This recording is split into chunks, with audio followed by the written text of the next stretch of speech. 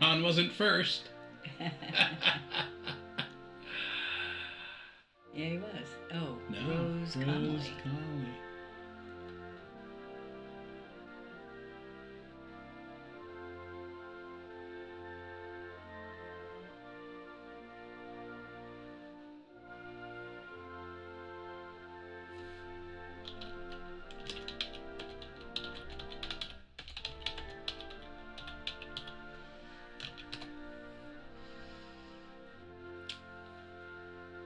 And I'll say something just to...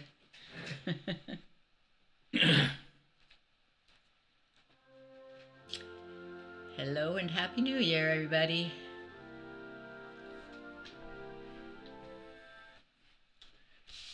Can you see this? Okay. All Your right. first live show. Very cool. Jerry Bertelson, hello. I think I should move over a little bit. Does that mean I should too? Maybe.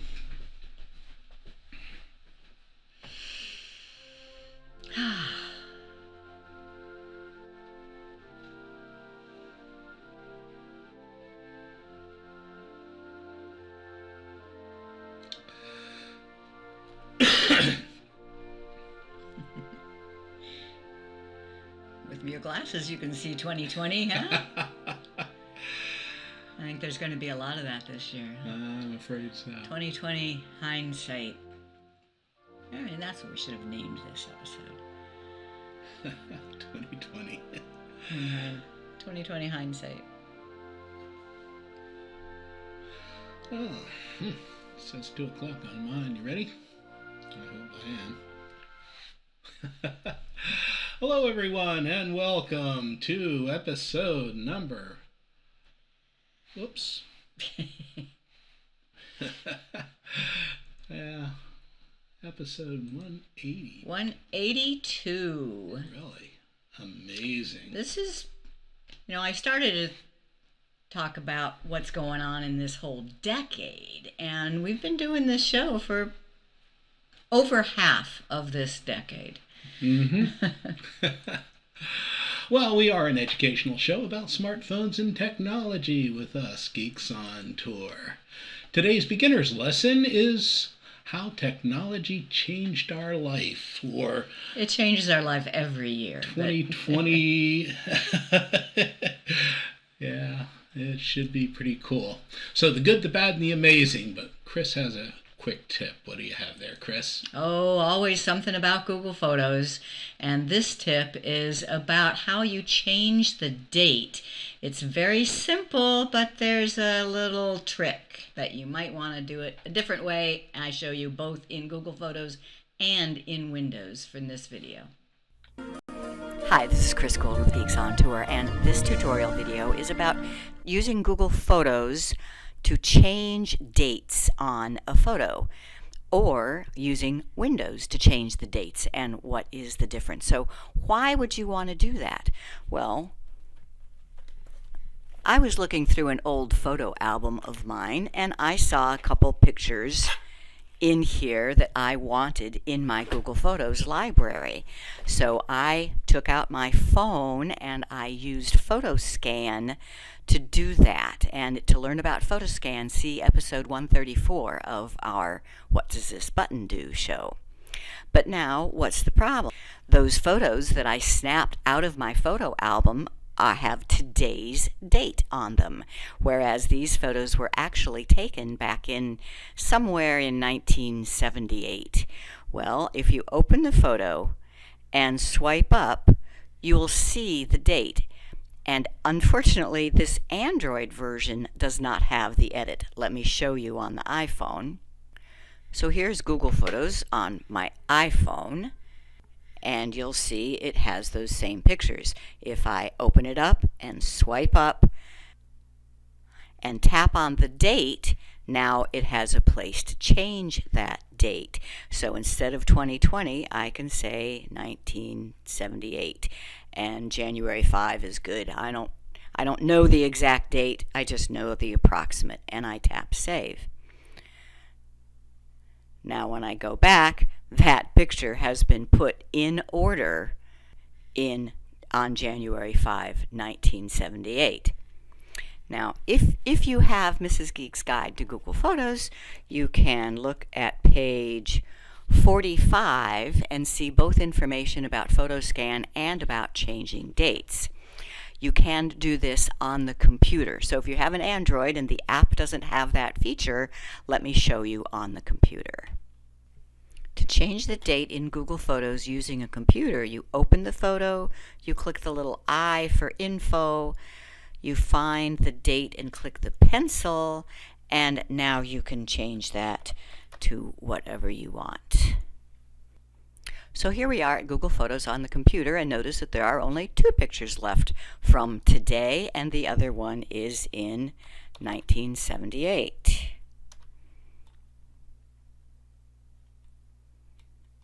Right there.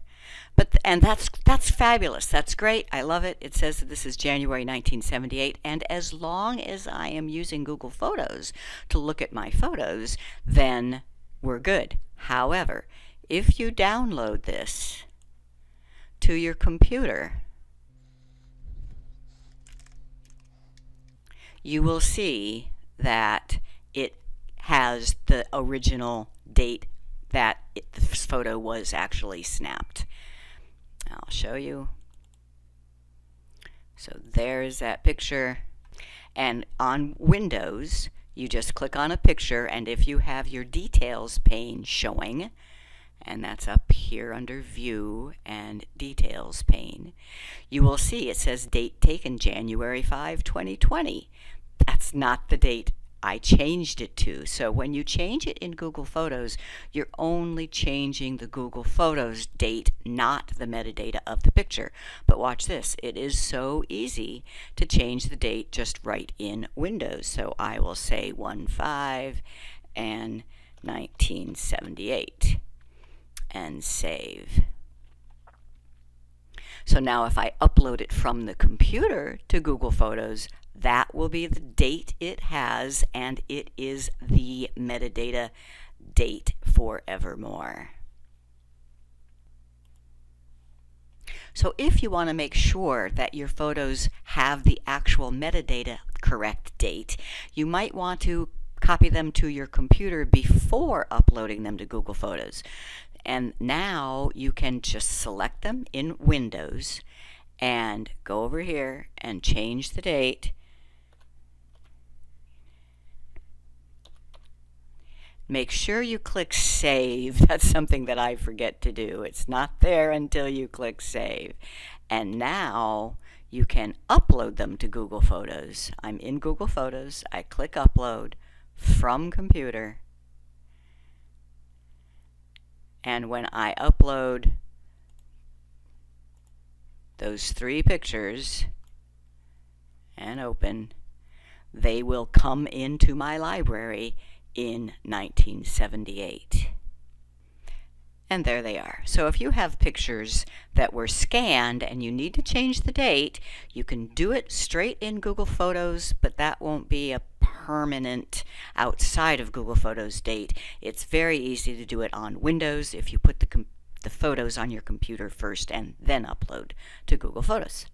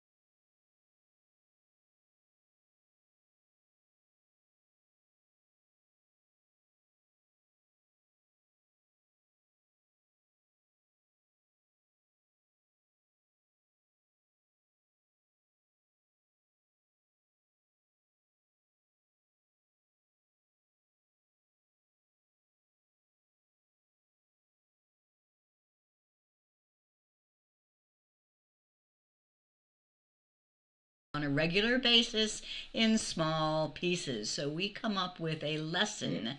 We lost sound for a minute. Sorry. So we come up with a lesson most every week, or at least a couple times a month in this What Does This Button Do show. And all of the shows are archived on our website, geeksontour.com, and this will be 182 shows. Today we're going to be a little bit different. Don't have as much of a lesson as just a discussion about the past year and what technology we've used the most. All right. So, Chris, where are we now? We're home, and we actually had a New Year's Eve party.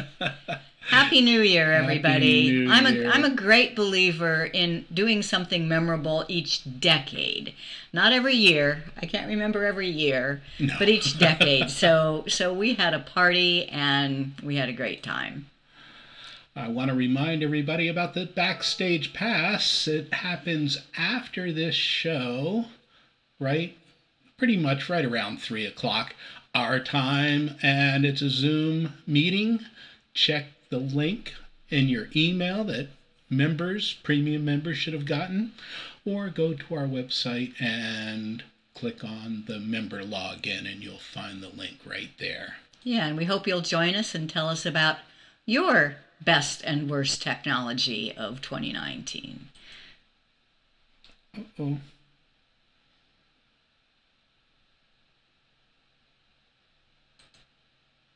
Says good. All right.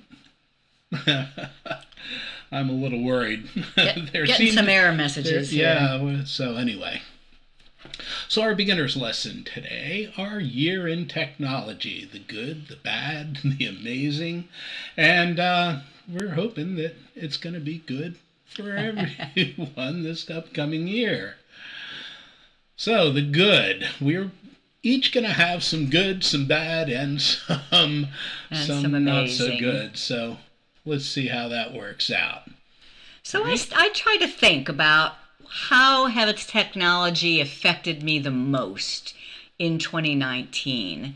And obviously it's going to have to do with photos. That's my main mission in life, is to remember the great things we do by taking photos.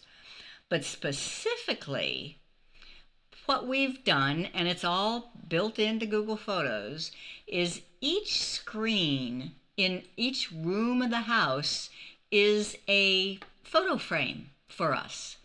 So, can you bring up the one in the other room? Yeah. And maybe that's the problem. We'll turn it off after this. That could be the problem. We do have one extra screen going on here. This is Jim set up a camera out in our living room so that you can see the big screen television set is displaying photos. So it turns over every, 3 or 4 seconds.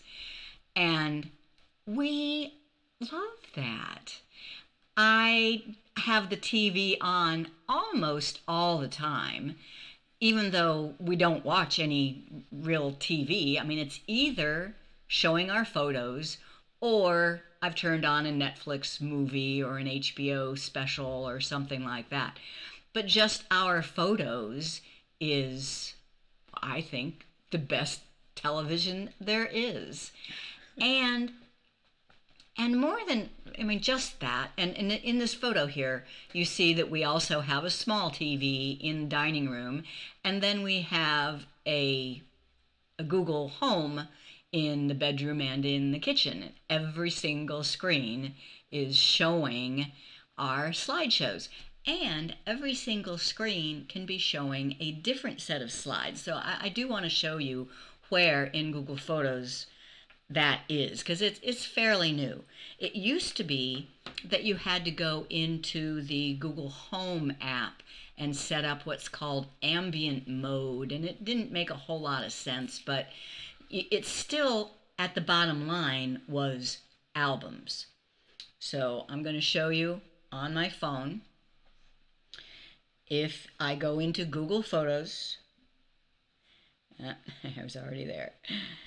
This is just my Google Photos library. If I tap the 3-line menu, there is it says new option called photo frames. And because I don't even remember exactly how all the home hub got set up, but my phone knows what screens I have in my house. So I tap on photo frames and it shows, well, you could be displaying albums on the bedroom TV, on the Geeks On Tour Chromecast, which is the dining room, on the kitchen display, which is a home hub, on the living room TV, or on the road display, which is another hub. So if I choose living room TV, I have it showing 10 different albums. Australia, New Zealand, 2018 November, etc., etc. If I should decide that we took some great pictures the other day at Murakami Gardens, so beautiful Japanese gardens here in South Florida. If I want those to start displaying on the living room TV, I just tap the plus, and it's done. If you go back out to the living room TV, there's all sorts of other pictures, and it does it completely random. So that is definitely not Murakami. That's a moose up in the Grand Tetons last summer. But this makes me happy. I swear 2019 has been my happiest year ever, and this is one reason. We do such great things and we have photos of them all, and being reminded of the beautiful places you've been, and the things you've done, and the friends you've met along the way, because the pictures are showing in every room. I think it is the #1 recipe for a happier life. Oh, cool. So my good thing for this past year is the stuff that I'm using to build this show. And I'm always trying something new, and we've had a couple of glitches here today. I've noticed, I'm sorry. But OBS, Open Broadcaster Software, is the tool that I'm using to make this show behind the scenes. And it's, did you want to go get the camera and bring it in and show what we got here? The Zoom camera. And your phone? Yeah.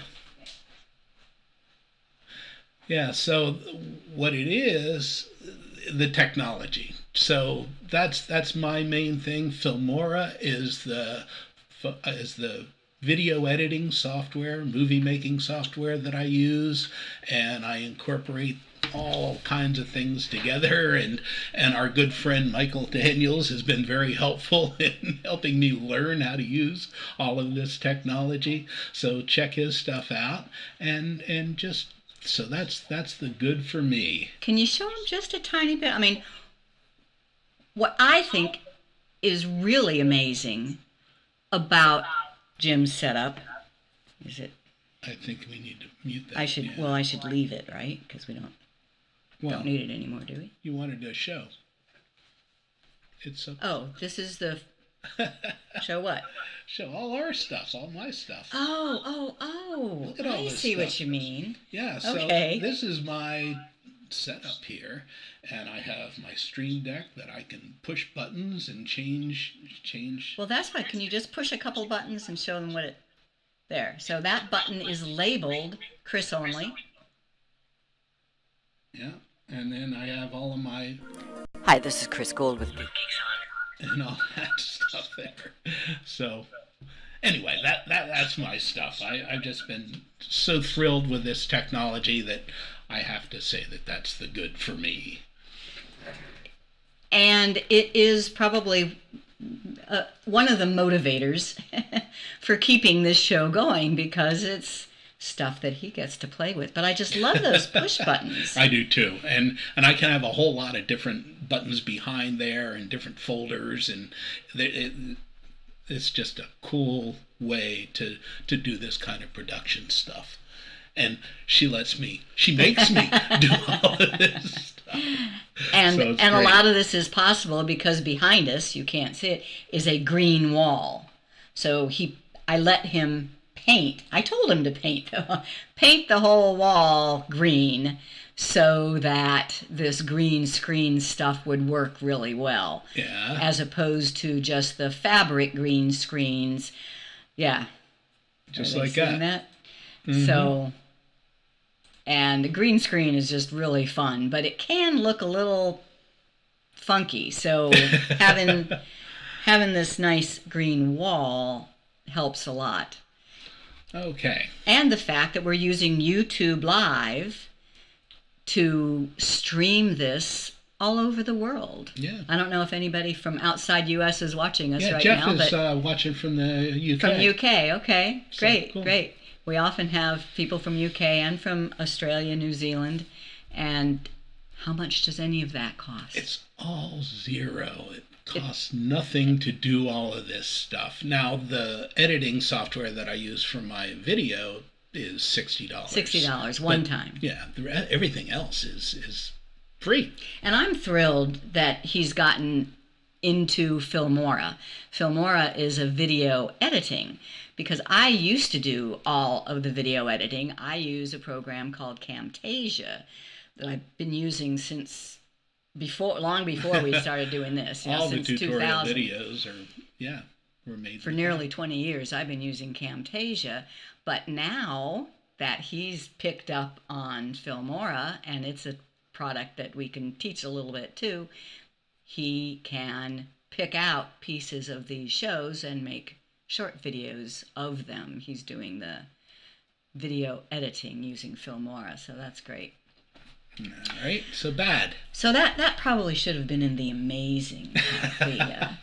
This OBS and YouTube Live is amazing, but we do have to tell you some bad stuff. And for me, I love all my technology. There's times that it's a love-hate relationship, but the bad stuff to me is safety and security. I'd like to ignore it, but I decided that I couldn't anymore. So I've been reading. I'm not finished with it yet, but if you want to be scared to death about the bad stuff that technology makes possible, read this book called Future Crimes. Let me just give you a couple examples. And it says in the beginning, and it's true, I'll never look at my car, my smartphone, or my thermostat the same way again. Every connection to the internet is an opening that the bad guys can get in. Now, it's not easy, hacking into these things takes a lot of smarts, but the bad guys have a lot of smarts. That's one of the lessons to be learned, is that we need to have better education, starting with the little kids, in technology if we're going to win the battle between the bad guys and the good stuff. So one little story. The U.S. Chamber of Commerce, who represents lots of businesses and their interests worldwide, were hacked in through their thermostat. So they have network administrators, and they were hack-proof on their network, but they didn't realize that a smart thermostat in one of their offices allowed some smart hackers to get in a back door into their system, read their emails, were just gathering intelligence on everything going on with the U.S. Chamber of Commerce, and were undetected for like 6 months.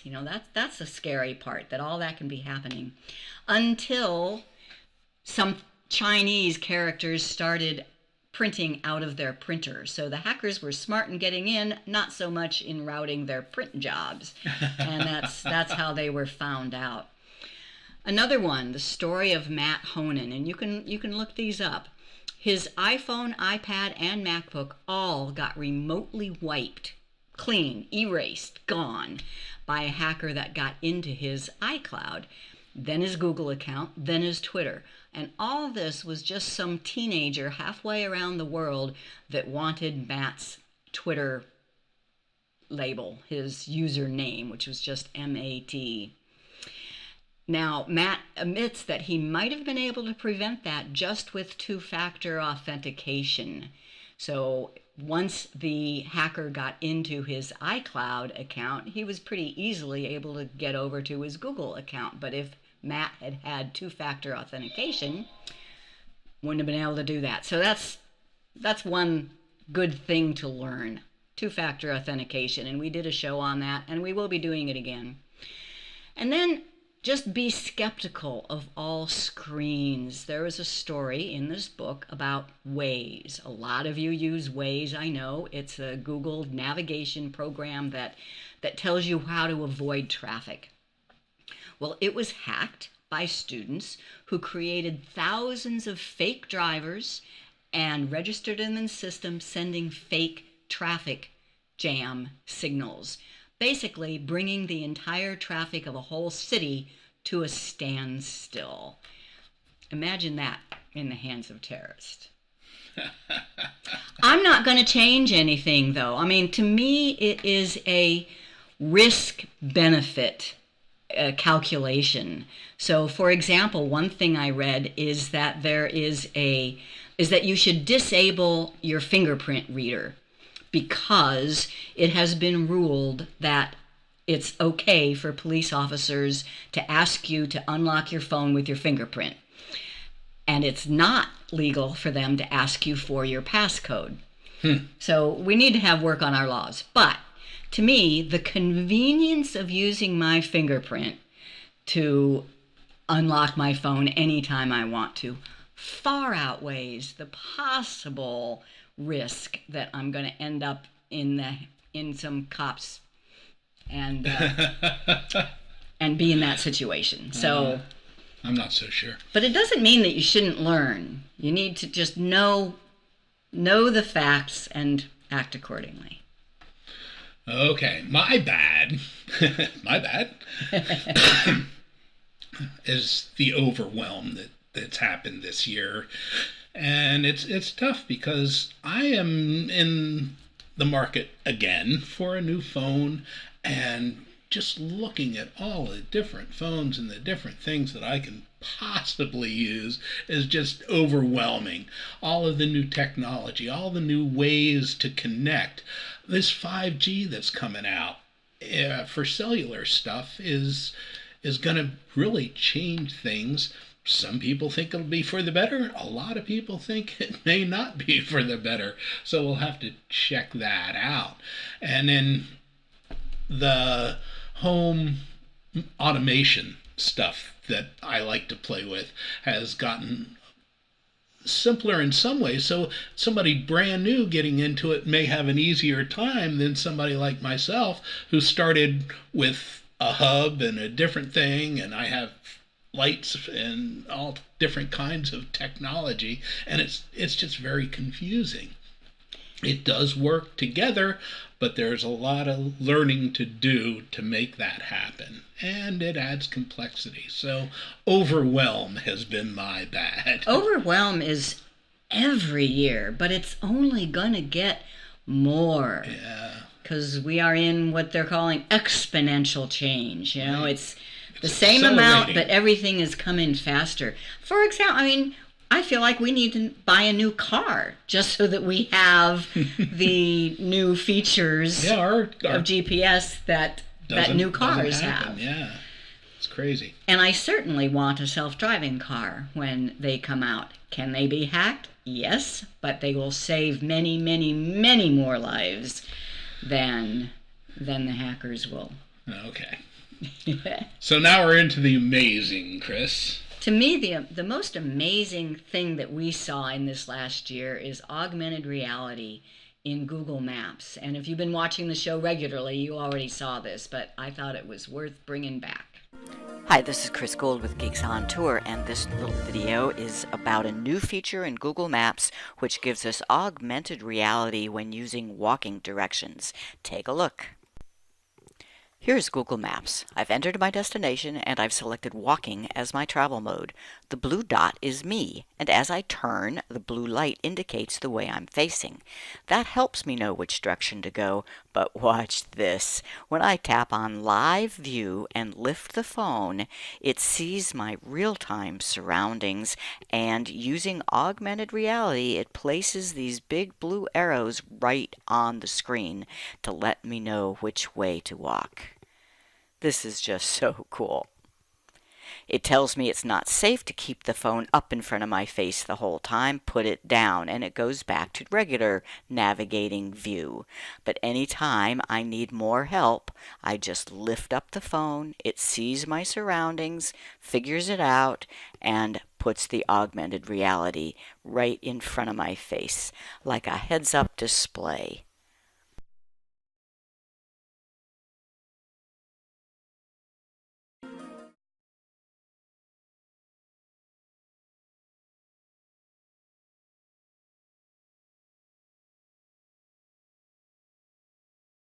And Go ahead.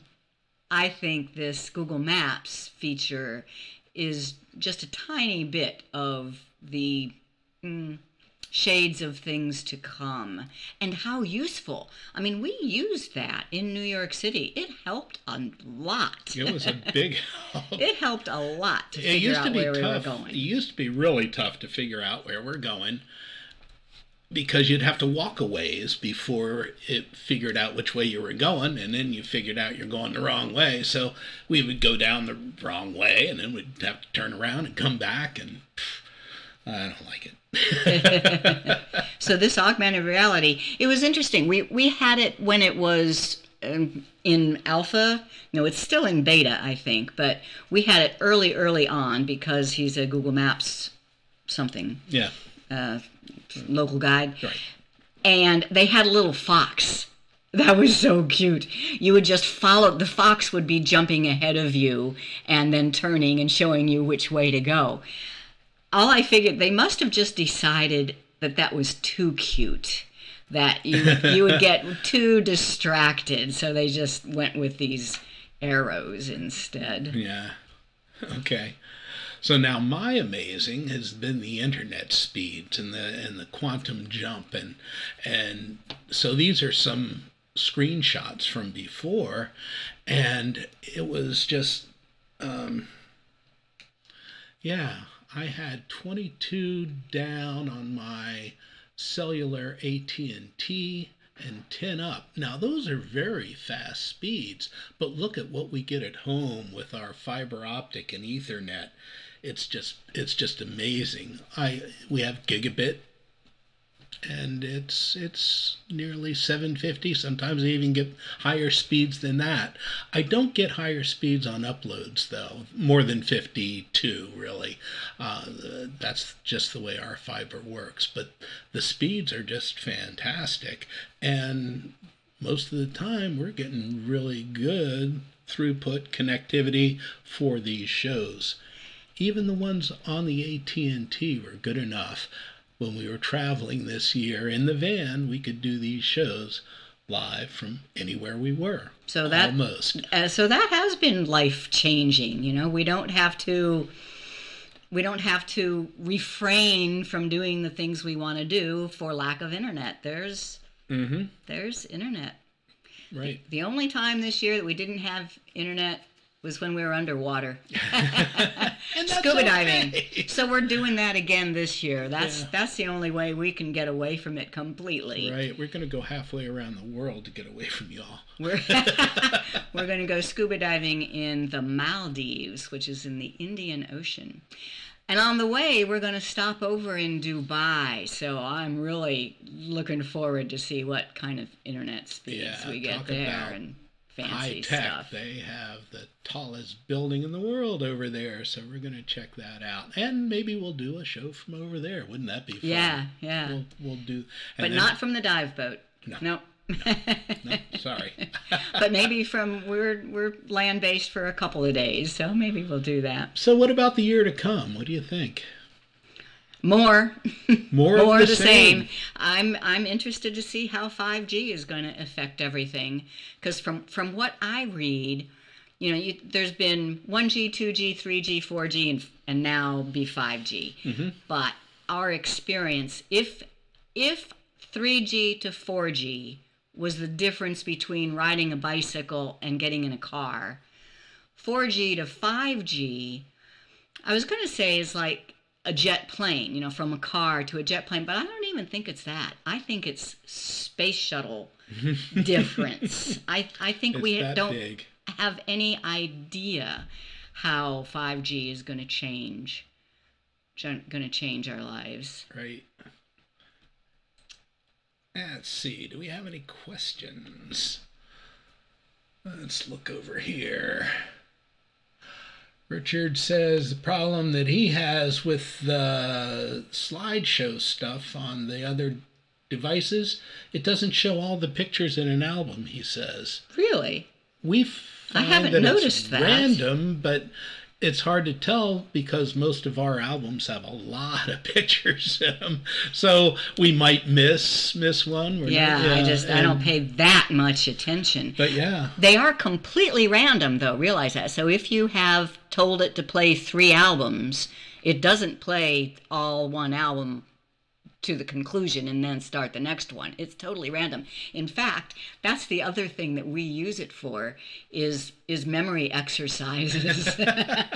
Because one photo will come up on the TV that's from Cuba 4 years ago. Another one will come up that's from Italy. Italy, or from California, and it's always okay, Jim, so where was that picture taken?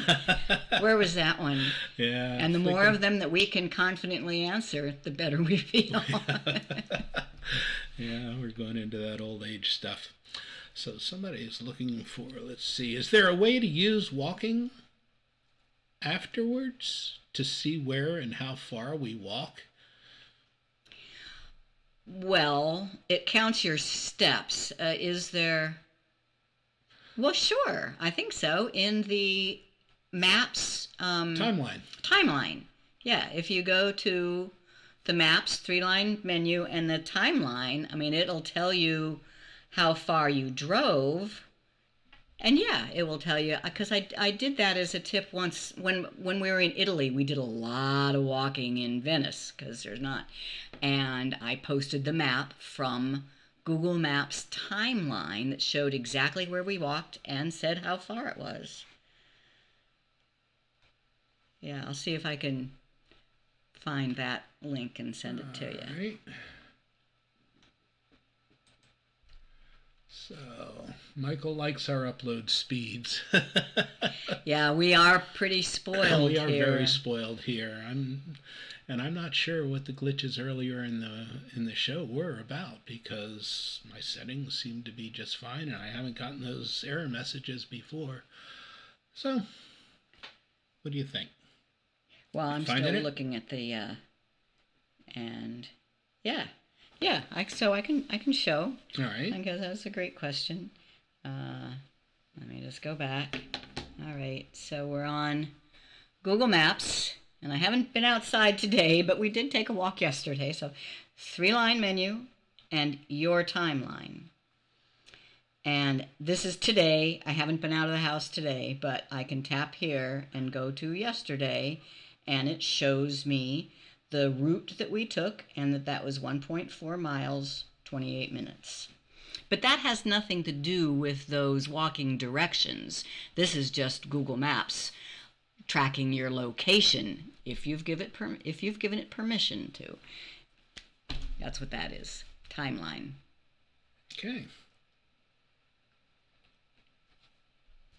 Other questions? Fascinated by AR on Chrome. Yeah, it's pretty cool. I type panda, then find the animated panda. See it, Michael. That sounds. I need to go watch that tip, Michael. Will do. I enjoy your tips, and it sounds kind of like Pokemon. Pokemon Go, if you've ever played that, is augmented reality. It has all these little things overlaid on the real camera view of what you're looking at. Mm-hmm. All right. Very nice. No review questions today. No test for no, you. This is just a conversation. Yep. I will say one more thing that was annoying me this year, and I don't know if I'm ever going to get it fixed. I hate this as a phone. I agree. There are times when it rings and I cannot answer it. For the life of her. I hope I'm not the only one that has that issue. Now, I've had that issue, so you're not the only one. The only one, yeah. Seems to happen to you more than me, though. Well, there is an issue. Well, you may... I have 2 phones and 3 phone numbers, so that could possibly have something to do with it. Most people don't have those issues, do they? Samsung has a phone number from Verizon. iPhone has a phone number from Google Fi. And then I use my Google Voice number to ring on both of them. And I don't know which one it actually is. But, I mean, sometimes it works and sometimes it doesn't. So my solution is I just don't talk on the phone. You email or text or Facebook or...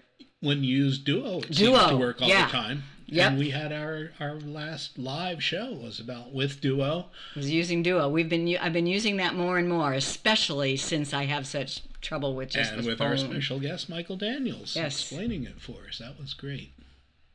We learn new stuff. All the time. So what else do we have? That looks like about it. Let's see. We got more slides. We can wrap.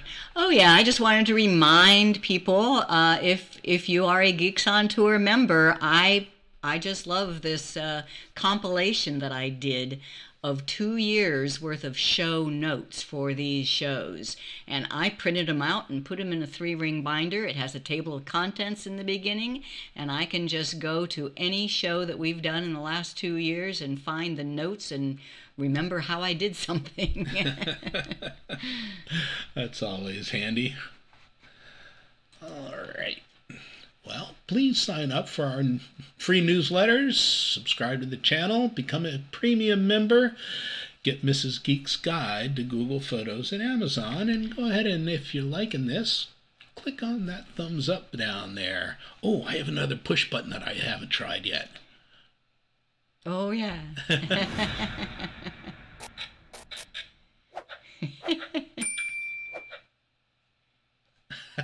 Technology is nothing if not fun. Oh, that's or and if it isn't fun,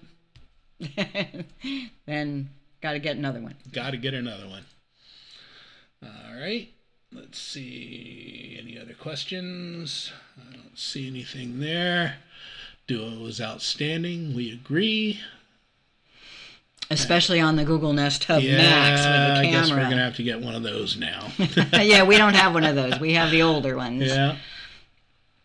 For a while there, the reason the older ones don't have the camera is Google wanted to calm people's fears that it was watching them. But apparently people don't care. They want the cameras for the good stuff it can do. The benefit versus risk. Yep. And some people, here Michael says he doesn't even like typing, so he makes video messages on Duo. And I've done a little bit of that. I usually forget to do it, though. I don't have to talk to her that much. You're never more than 2 feet away. Yeah. So it is worth being a premium member. Thank you, Michael. Yes, we think so. So somebody's asking, explain your numbers. I don't know what numbers. Oh, I think maybe she's probably talking about the speeds, the megabits. Megabits per second. Yeah. The upload and download speeds that we get for our internet connection here. Those are the numbers. Just, the bigger the better. They are talking about the speed of internet data coming through your device. So yeah. Like last year speeds got a lot better. And they've been getting better for years now, but it used to be that 1 megabit per second was a high speed, and I'm getting 22 megabits per second. On AT&T and Gigabits. 780 megabits on their home. You want to show second. my phone just for a second? In case you want to see, I think they meant the show numbers? I don't know. Say episode. Okay, that would be. But first, if you want to do a speed test, all you have to do is if you have a Google search bar, just type, or even just on a browser, even on a computer, just type speed test and run speed test. It'll go. Wow. So you must be connected to our local Wi-Fi. Our home Wi-Fi, yeah. Okay, now I think maybe she was talking about our episode numbers. For that, you go to our website, geeksontour.com. Oh, I don't think I could even do that. Yeah, you have another push button for that, right? I think so. All right, there we go. Geeksontour.com. And then the menu item is weekly class. And every episode has detailed show notes, and they're all here, but for members only. Anybody can watch the YouTube video, and it's there with the link. And this is episode number 182. 182. I'll be writing up the show notes within the next couple days. Okay, great. Any other questions there? I don't see any. Okay. Okay. Michael could hear me in any room in my house. Okay. Well, that's it for us, I think. Let's go to our slides again and just make sure. Oh, I want to remind you about the Backstage Pass. So our premium members, you should have gotten an email. If you didn't, I can't find that email, just go to our website, Geeks on Tour, and click on the Member login. And scroll down a bit, and you'll see that Backstage Pass. Okay. And yeah, we'll be there before. We'll be there in just a couple minutes. Yeah, we have to clean this stuff up and. Got to go get our champagne. Happy New Year! Invite you to become a member at geeksontour.com. Join now. There's our weekly class. Do the YouTube thing, subscribe, ring the bell.